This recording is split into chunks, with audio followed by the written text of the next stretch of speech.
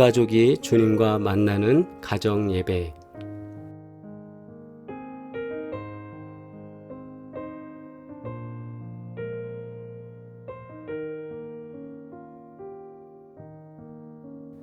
오늘은 우리 감사의 말, 축복의 말을 하게 하소서라는 제목으로 함께 기도드리겠습니다. 우리의 말이 언제나 감사로, 축복으로 채워지기를 소망합니다. 하나님, 우리 대화에 은혜가 넘치게 해주십시오. 우리가 대화할 때, 대화를 나눌 때, 사람들을 만날 때 우리의 입에서 언제나 복된 말이 나오게 해주십시오. 우리 기도하면서 그동안 부족했던 우리의 삶을 주님 앞에 되돌아보며 용서를 구하는 시간 갖도록 하겠습니다. 기도드리겠습니다.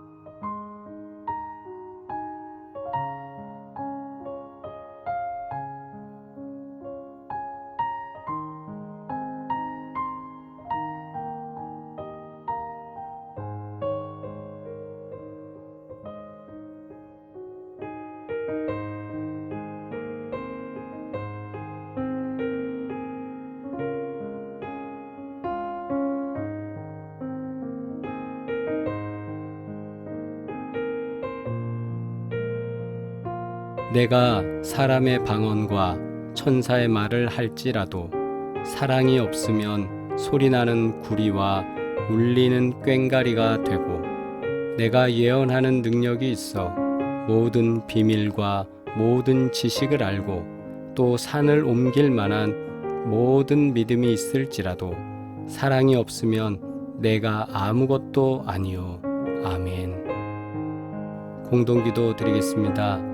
주님, 사랑으로 돌보시고 지켜주시는 은혜에 감사합니다.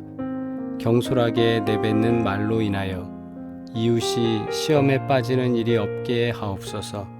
저희 입술에는 감사와 찬양이 넘치고 사랑 가득한 대화가 이루어질 수 있도록 주님의 사랑을 본받게 하옵소서. 예수 그리스도의 이름으로 기도합니다. 아멘. 할렐루야. 온 가족이 주님과 만나는 가정 예배, 주만 예배 시간입니다.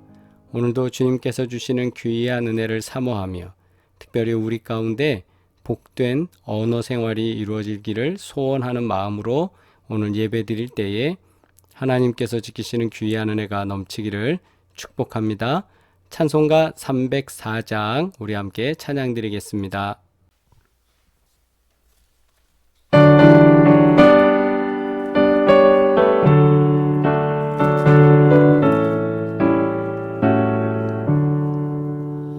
크신 하나님의 사랑 말로 다 형용 못하네.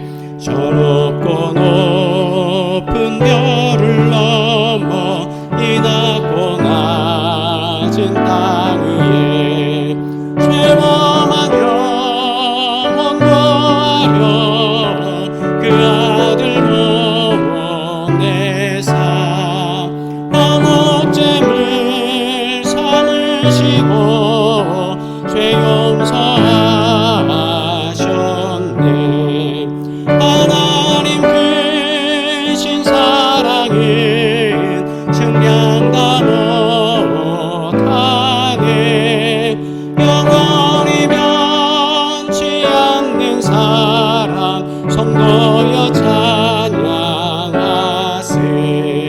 괴로운 시절 지나가고 따위의 영화 쇠할 때 주 믿지 않던 영혼들은 큰 소리 외쳐 울어도 주 믿는 성도들에게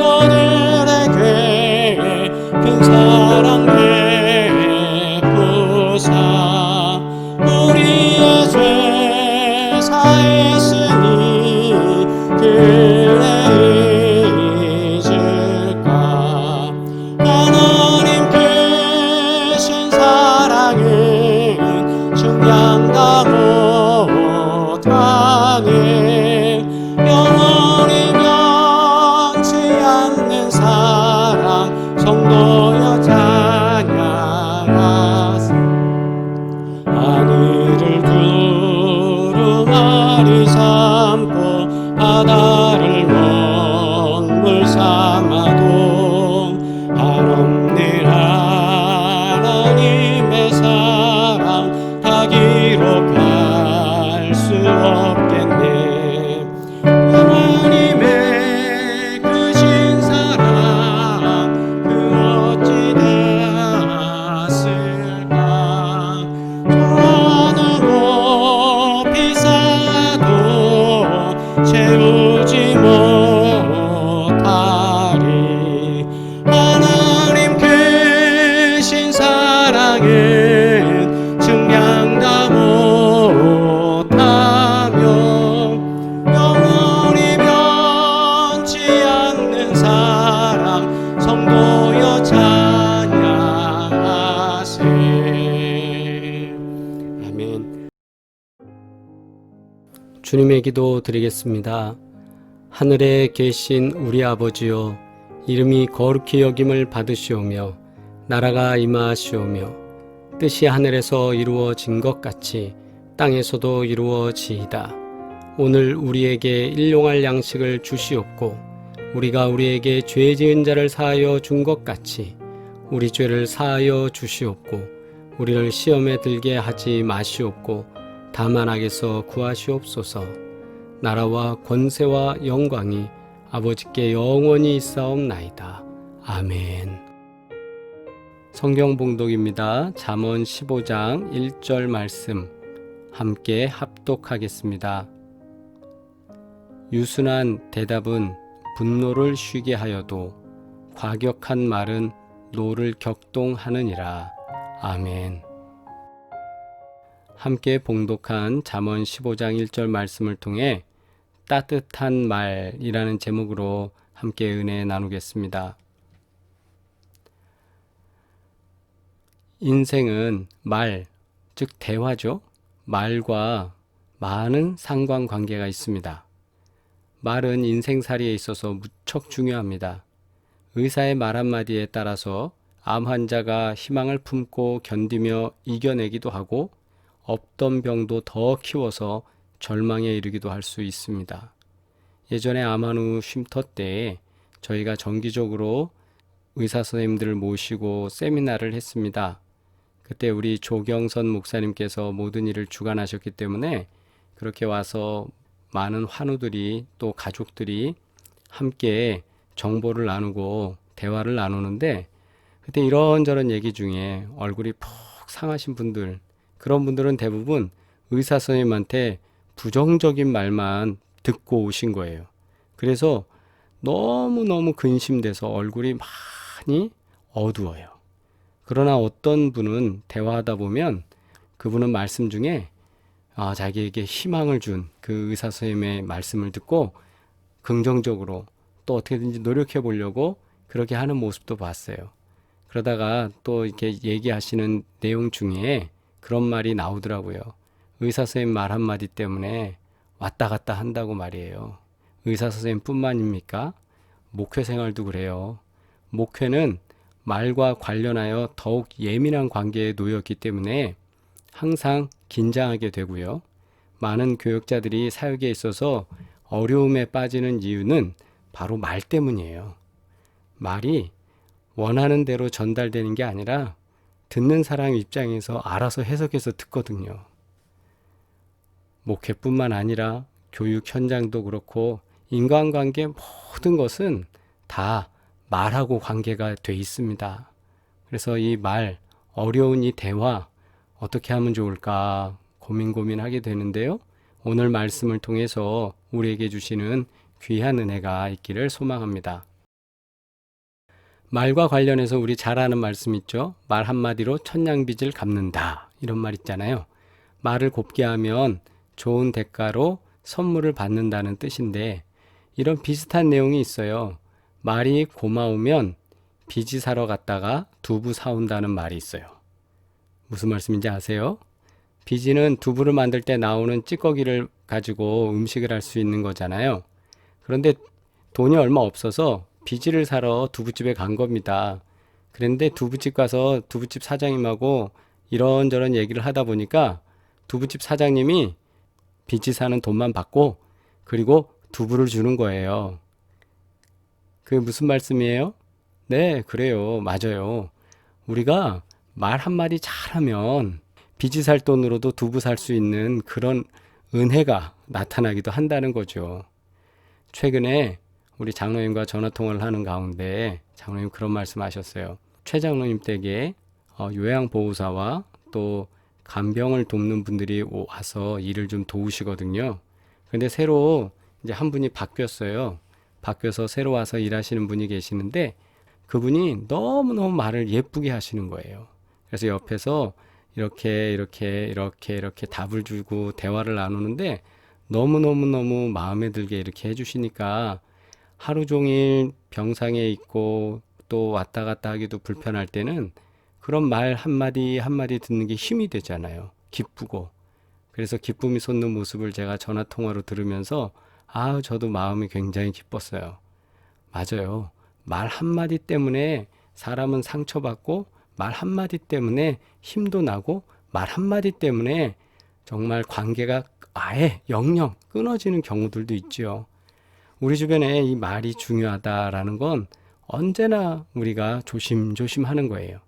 그래서 말은 언제나 조심해야 됩니다라는 것에 대해서 여러 속담들이 있는데 그중에 하나씩 우리가 보자면 소에게 한 말은 사라져도 아내에게 한 말은 밖으로 새어나간다. 재밌죠? 소에게 한 말은 사라져도 소한테 말하면 소는 그냥 들어도 무슨 뜻인지 모르니까 그냥 말잖아요. 친구나 사회생활하는 사람이 아니라 아내란 말이에요. 그래서 아주 중요한 얘기, 둘만 알아야 될 얘기 이런 말을 한다 할지라도 다 밖으로 새어나간대요. 이런 말이 또 하나 있죠. 낱말은 새가 듣고 반말은 쥐가 듣는다. 비밀이 없어요, 이 세상에는.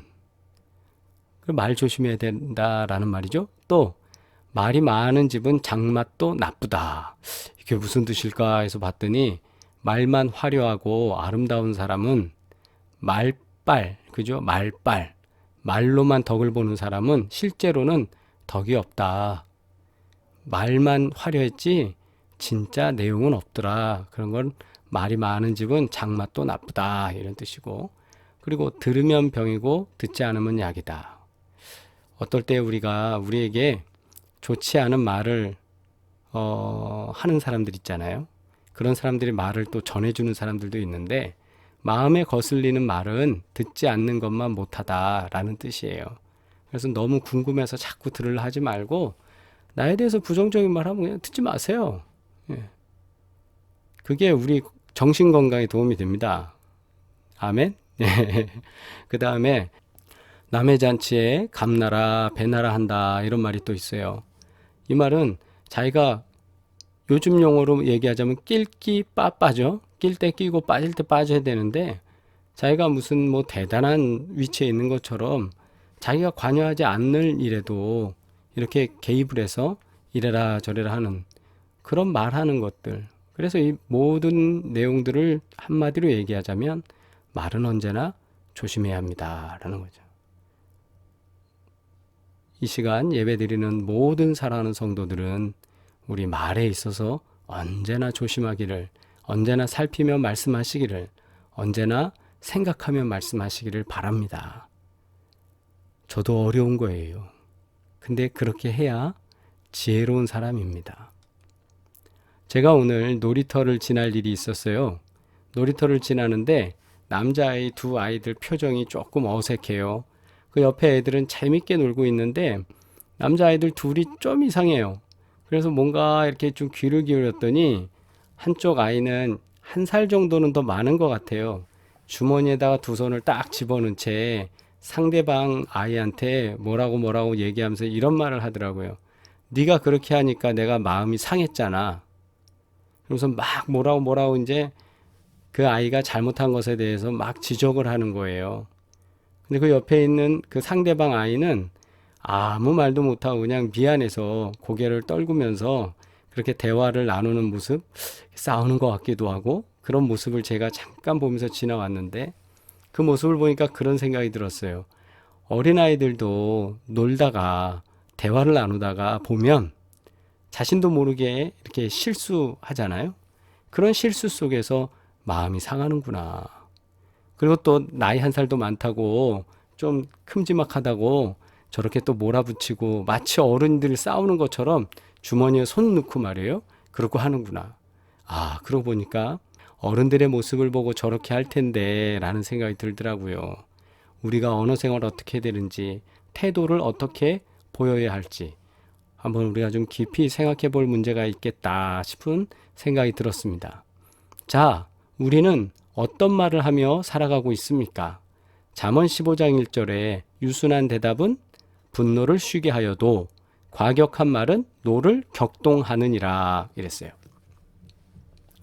이 말씀에서 유순한 대답은 이라고 시작이 됐는데 유순한 대답은 분노를 쉬게 했다. 그러면 뭐냐 하면 분노가 먼저 있는 사람이 말을 시켜버린 거겠죠? 이 말씀 속에서. 그러니까 지금 유순한 대답은 처음부터 대답하는 게 아니잖아요. 대답은 질문이 있어야 대답을 하는 거죠. 누가 물어봤겠죠? 누가 말했겠죠? 근데 그 사람이 어떤 사람이었느냐? 분노가 올라가 있는 사람. 즉 예전에 우리 집사님 한 분 항상 무슨 말씀하실 때마다 이런 표현을 썼어요. 뚜껑 열린다, 뚜껑 열린다 이랬는데 처음에 그 뚜껑이 뭔가 했더니 머리에 히터가 탁 올라가갖고 온도가 올라가니까 그냥 머리가 스팀이 올라간다 막 이러면서 표현을 하더라고요. 분노는 그런 거겠죠? 막 화난 사람이 뭐라고 막 말을 했는데 그때 유순한 대답을 하는 거예요. 그러면 분노가 내려간다. 그러나 과격한 말을 해요. 저 사람이 분노 섞여서 막 할 때 같이 왈랄랄랄라 해버려요. 그러면 과격한 말을 하면 노를 어떻게 해요? 격동하느니라. 분노한 사람이 말하고 그 다음에 이루어지는 상황. 그것이 유순한 대답으로 갈 때는 분노를 낮추게 되고 과격한 말로 갈 때는 분노가 더 격동하느니라. 상승하게 된다 이거예요. 유순한이라는 건 뭐냐? 라크라고 합니다. 부드러운, 연한, 상냥한, 온화한이란 뜻이에요. 말을 말할 때, 답을 할 때 온화하게, 부드럽게, 상냥하게. 똑같은 말이라도 뉘앙스, 톤, 이게 다 달라지잖아요. 그거에 따라서 부드럽냐, 사랑스럽냐, 상냥하냐, 이게 결정되잖아요. 유순한 대답하시기를 주의 이름으로 축원합니다. 과격한이라는 건 뭐냐? 애체프라고 하는데 슬프게 하다. 과격한이라는 건 우리가 볼 때 화를 더 돋구다라고 해석하기 쉽지만 원래 히브리어의 의미는 슬프게 하다, 불쾌하게 하다, 왜곡하다, 삐틀다. 즉 거짓말 같은 거를 통해서 이렇게 사람을 싹 바꿔놓는 거 있죠. 예, 그런 경우들 좀 당하는 일들 있잖아요. 그럼 더 화나죠. 상대방의 마음에 상처를 주고 고통을 주는 말을 하는 거를 과격한이라는 거예요. 우리의 대화가 유순한 대답은 분노를 쉬게 하지만 이렇게 서로 상대방을 자극하고 싸움을 유발하고 할 때는 이 분쟁은 끝이 없습니다. 그렇다면 상냥하고 온화한 대답은 어떻게 할 수 있을까? 우리 성경에서 한번 찾아보겠습니다. 첫째는 사랑의 대답이 아닐까 생각합니다. 고린도전서 13장 1절로 3절 말씀에 내가 사람의 방언과 천사의 말을 할지라도, 그죠? 천사의 말을 한다 해도 사랑이 없으면 소리나는 구리와 울리는 꽹과리가 되고, 내가 예언하는 능력이 있어 모든 비밀과 모든 지식을 알고 또 산을 옮길 만한 모든 믿음이 있을지라도 사랑이 없으면 내가 아무것도 아니요. 내가 내게 있는 모든 것으로 구제하고 또 내 몸을 불사르게 내줄지라도 사랑이 없으면 내게 아무 유익이 없느니라. 사랑 없는 지식, 사랑 없는 희생, 사랑 없는 대화, 이런 모든 것들은 아무것도 아니다라는 거죠. 우리가 믿음 생활하고 일상의 삶을 살면서 우리가 항상 가져야 될 것은 사랑의 훈련. 그래서 말을 할 때도 사랑의 대답으로, 사랑의 말로, 사랑의 대화로 서로 의견을 제시하고 대화를 나누는 훈련을 우리가 계속해야 될 필요가 있습니다. 성경에서 분명히 말하잖아요. 우리가 아무리 천사의 말을 할지라도, 우리가 하늘에 정말 저 높은 곳에 신비로운 비밀을 안다 할지라도 사랑이 없이 믿지 않는 사람들에게 얘기를 한다면 그 사람들은 받아들일 수가 없을 거예요. 그래서 우리는 공허한 자의 외침으로 끝나는 것이 아니라 사랑 있는 대화를 할 수 있는 훈련을 해야 됩니다. 또한 상냥하고 온화한 대답을 한다, 그런 대화를 한다라는 건 요즘 용어로는 대화의 온도를 높여야 합니다. 이제 대화의 온도, 문장의 온도, 뭐 이런 도서들이 출간돼서 많은 사람들에게 화제가 되었었는데요. 대화의 온도, 즉 무슨 말씀인가 하면 마태복음 5장 5절엔 이렇게 말씀되어 있죠. 예수님께서 말씀하십니다. 온유한 자는 복이 있나니 그들이 땅을 기업으로 받을 것이며. 온유한 자는, 현대인의 성경은 이것을 번역을 이렇게 했습니다. 유순한 사람들은 행복하다. 그들은 땅을 물려받을 것이다. 유순한 사람이 왜 행복합니까? 언제나 부드러운 말, 상냥한 말을 하는 그런 행동을 하는 사람들은 행복해요. 주변에 많은 사람들을 행복하게 하기 때문에 그 행복이 자기한테 또 오거든요. 그렇기 때문에 그 사람들은 비지를 사러 가도 두부를 사오는 거죠. 예. 그들은 땅을 물려받을 것이다. 이런 사람들은 경영을 하면 아주 복을 많이 받은 사람이에요. 말을 잘하는 사람. 그래서 유순한 사람은 행복하다. 온유한 사람은 복되다. 그들이 땅을 기업으로 받는다. 땅이 재산을 얻을 수 있을 것이다 라는 거예요. 그러니까 어떻게 됩니까? 우리가 대화의 온도가 따뜻해야 합니다. 대화를 할 때 상대방을 따뜻하게 해줄 수 있는 대화, 그것이 온유한 대화입니다.